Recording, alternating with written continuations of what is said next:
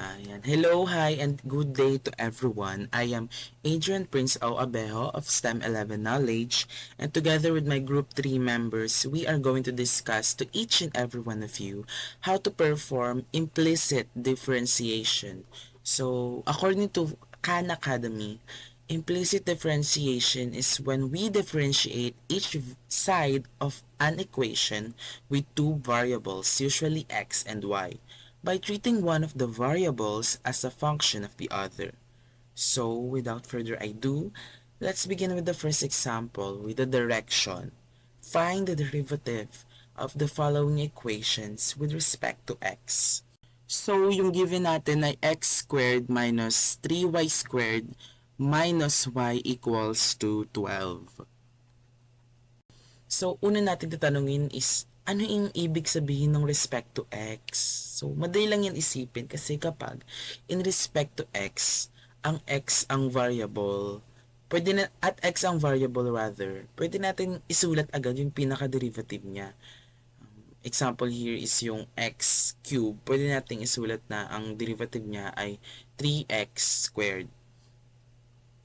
Pero kung say for example, y yung variable, hindi natin siya pwedeng isulat as the derivative itself kasi ito ay with respect to x. Another example naman is yung derivative of a raised to 3 with respect to x. Again, another different variable siya, and with respect to x, we can say na ang sagot ay 3a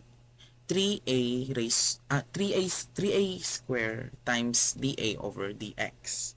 Although to be honest, ganon din naman ang ginagawa sa derivative of x in respect to x. Ang nangyayari lang talaga is nakakancel siya, so di na talaga need isulat pa. So let's begin with the example itself now that that's done na. First ay kunin natin muna yung derivative of terms. So ayan na ang makukuha natin. 2x minus 6y times dy over dx minus 1 times dy over dx equals 0. Again, mayroon tayong dy over dx kasi in respect ito sa x. Ngayon, since meron tayong dalawang dy over dx, ipagsama na lang din natin silang dalawa.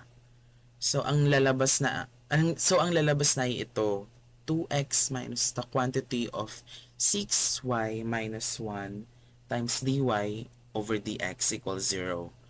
Ngayon ay para na rin sa second part ng solution, i-isolate naman natin yung dy over dx.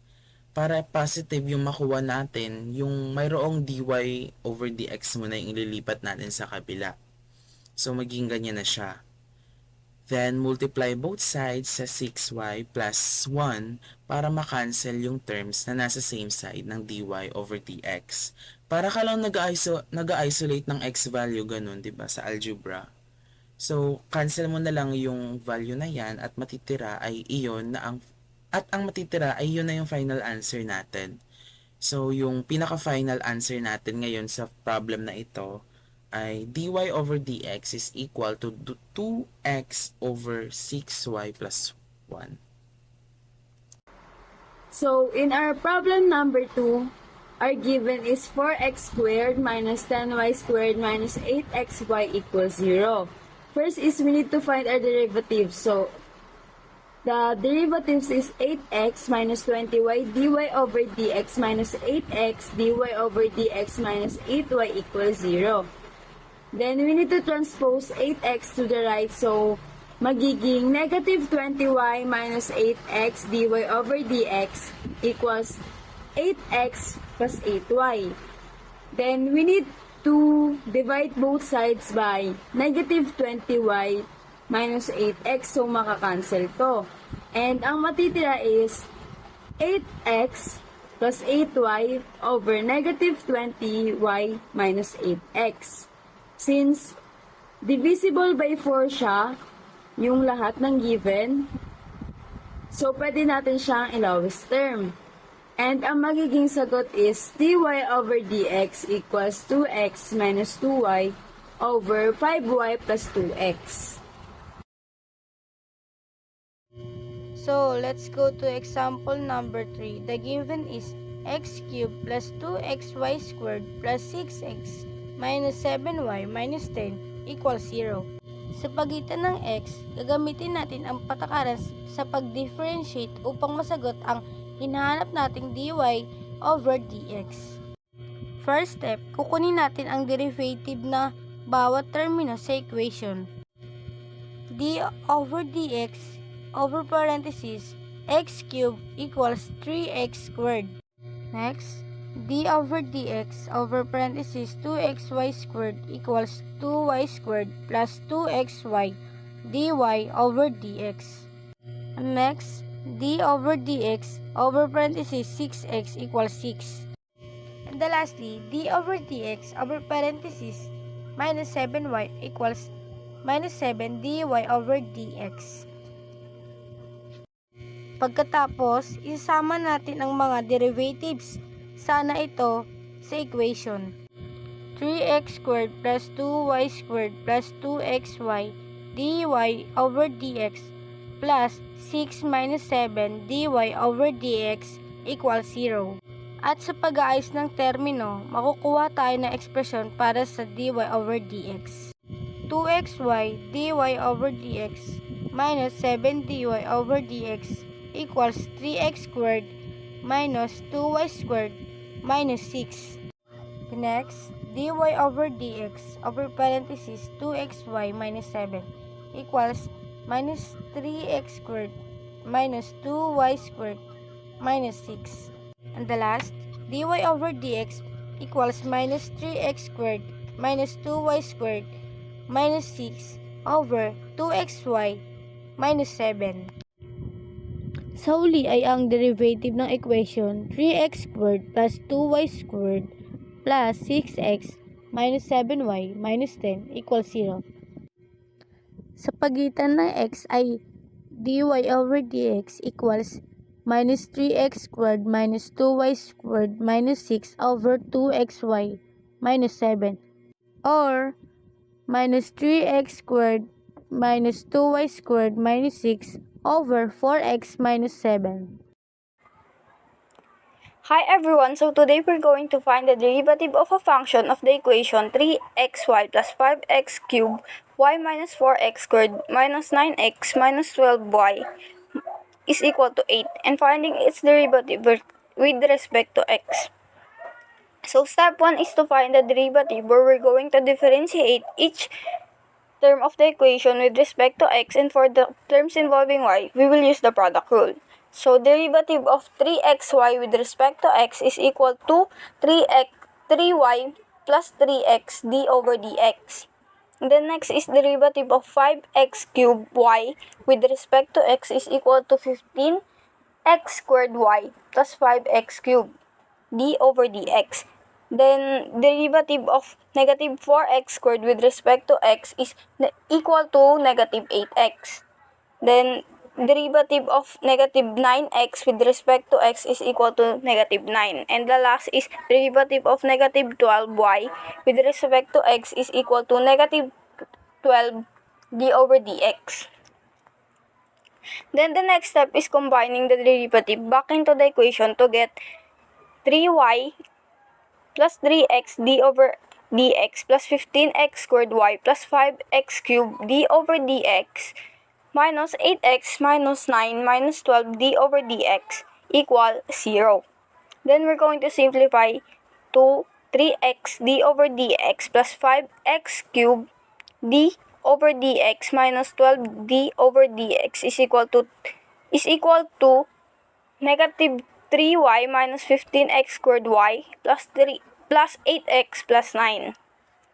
Then for step 3, we're going to factor out the derivative. So we're gonna have 3x plus 5x cubed minus 12 d over dx is equal to negative 3y minus 15x squared y plus 8x plus 9. And finally, solving for the derivative with respect to x by dividing both sides by 3x plus 5x cubed minus 12. So d over dx equals negative 3y minus 15x squared y plus 8x plus 9 over 3x plus 5x cubed minus 12. And there, the final answer of the given equation, 3xy plus 5x cubed y minus 4x squared minus 9x minus 12y is equal to 8 with respect to x. So for number 5, the given equation is 13x squared minus 14y squared is equals to 7xy plus xy cubed plus 9x. As you can see in our given that there is a product of x and y.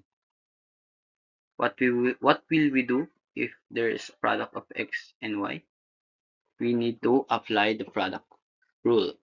But first, let's differentiate our given equation one by one. So the derivative of 13x squared is 26x, and the derivative of negative 14y squared is negative 28y.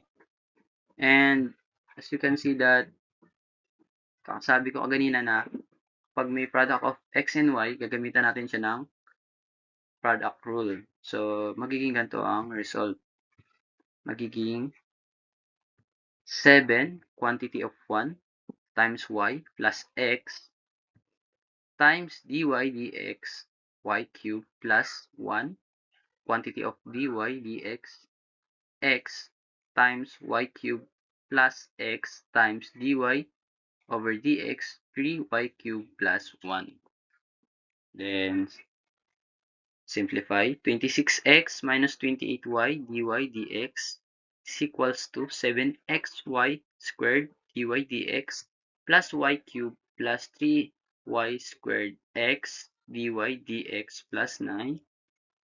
Then pagsamasamahin na natin sila, negative 7x y squared dy dx minus 3y squared x dy dx minus 28y dy dx is equals to y cubed plus 7y minus 26x plus 9.